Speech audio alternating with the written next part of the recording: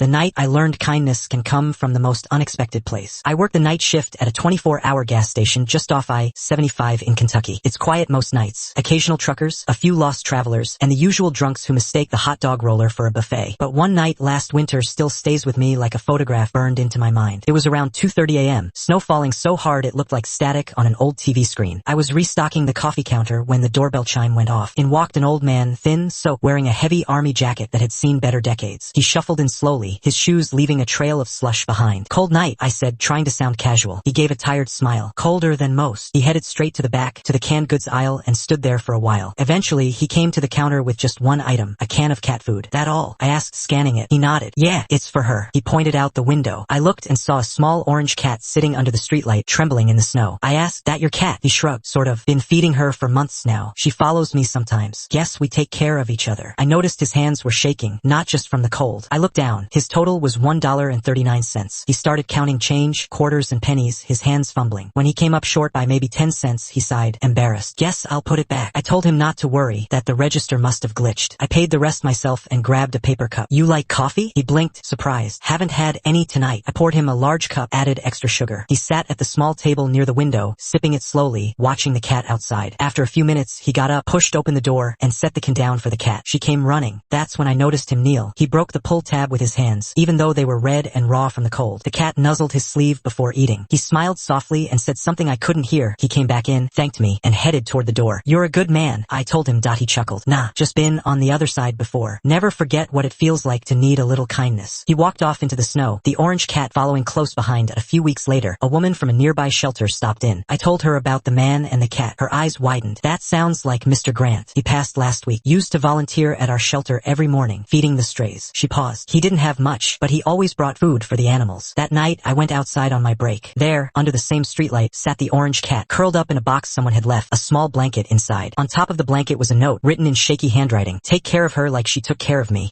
I don't know why, but I sat on that cold curb for a long time, the cat purring beside me, snow still falling quietly around us. Sometimes the people who have the least give the most.